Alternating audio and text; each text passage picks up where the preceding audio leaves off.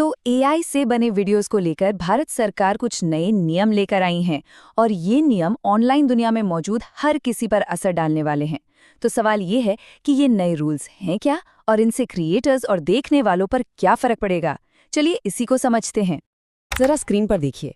आज की दुनिया में ये सवाल पूछना पहले से कहीं ज्यादा जरूरी हो गया है।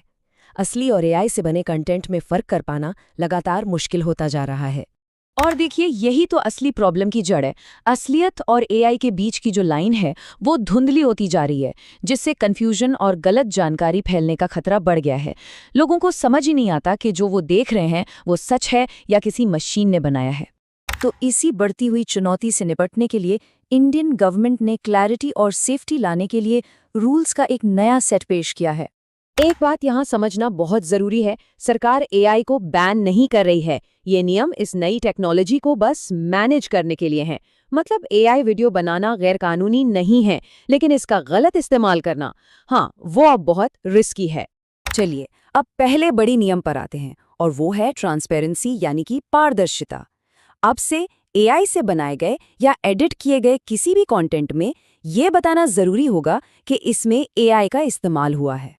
तो एक क्रिएटर को ये करना कैसे होगा? इसके 3 मुख्य तरीके हैं। पहला, वीडियो पर ही एक लेबल लगाना होगा। दूसरा, वीडियो की डिस्क्रिप्शन में साफ साफ लिखना होगा। और तीसरा, जब आप वीडियो अपलोड करते हैं तो प्लेटफॉर्म के डिस्क्लोजर टूल का इस्तेमाल करना होगा, जहां ये पूछा जाता है कि क्या ये कंटेंट एआई से बना है। और हाँ, ये सिर्फ क्रिएटर्स की ही जिम्मेदारी नहीं है। यूट्यूब और इंस्टाग्राम जैसे प्लेटफॉर्म्स भी अब ऑटोमेटिकली ये चेक करेंगे कि इन नियमों का पालन हो रहा है या नहीं। अच्छा, अब आते हैं अगले जरूरी नियम पर, जो डीप फेक जैसे नुकसान पहुंचाने वाले एआई कंटेंट को तेजी से हटाने पर फोकस करता है। इससे पहले कि हम आगे बढ़ें, फटाफट ये समझ लेते हैं कि डीप फेक आखिर है क्या।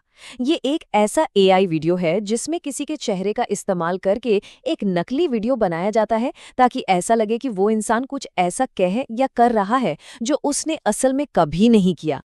अब इस स्लाइड में जो बात वाकई देखने वाली है वो ये है कि चीजें कितनी बदल गई हैं। देखिए, पहले सरकार के बताने पर प्लेटफॉर्म्स के पास हानिकारक कंटेंट हटाने के लिए पूरे 36 घंटे तक का वक्त होता था, जो कि काफी लंबा टाइम है। अब वो टाइम घटाकर सिर्फ 3 घंटे कर दिया गया है। सोचिए कितना बड़ा बदलाव है ये।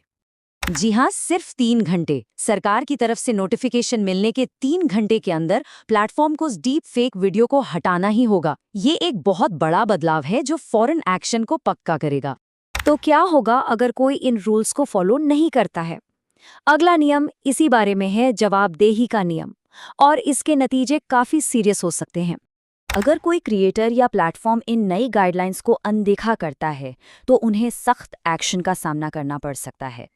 इन नतीजों में क्रिएटर और प्लेटफॉर्म दोनों के खिलाफ कानूनी कार्रवाई शामिल है। उन पे भारी जुर्माना लग सकता है, बार बार गलती करने पर अकाउंट सस्पेंड हो सकता है या चैनल को पूरी तरह से बंद भी किया जा सकता है। और अगर कोई बहुत ज्यादा एआई कंटेंट बना रहा है तो उसका चैनल डीमोनेटाइज भी हो सकता है। तो इन सब का निचोड़ क्या है? संक्षेप में कहें तो सरकार कह रही है एआई का इस्तेमाल करें, लेकिन उसका गलत इस्तेमाल न करें। आइए देखते हैं कि इसका असल में क्या मतलब है। ये इस पूरी चर्चा का सबसे जरूरी पॉइंट है। क्रिएटिव कामों के लिए एआई का इस्तेमाल करने की पूरी आज़ादी है, लेकिन अगर आप ये छिपाते हैं कि कंटेंट एआई से बना है या किसी को गुमराह करने के लिए इसका इस्तेमाल करते हैं तो आप मुश्किल में पड़ सकते हैं। और ये स्लाइड सब कुछ एकदम साफ कर देती है। क्रिएटिव प्रोजेक्ट्स के लिए एआई का इस्तेमाल करना ठीक है, ये बताना कि आपने एआई यूज़ किया है ये भी ठीक है, लेकिन एआई के इस्तेमाल को छिपाना, गुमराह करने वाले डीप फेक्स बनाना या फर्जी खबरें फैलाना, ये अब बिल्कुल भी नहीं चलेगा। तो आखिर में ये सब हमें एक बहुत बड़े सवाल पर लाकर खड़ा कर देता है। भारत ने तो एक कदम उठा लिया, लेकिन ये एक ग्लोबल चैलेंज है। जैसे जैसे एआई टेक्नोलॉजी और पावरफुल होती जा रही है, तो क्या इस तरह के साफ नियम ही वो रास्ता है जिससे हम इनोवेशन को भी बढ़ावा दे सकते हैं और साथ ही खुद को सुरक्षित भी रख सकते हैं? इस पर सोचने के लिए बहुत कुछ है।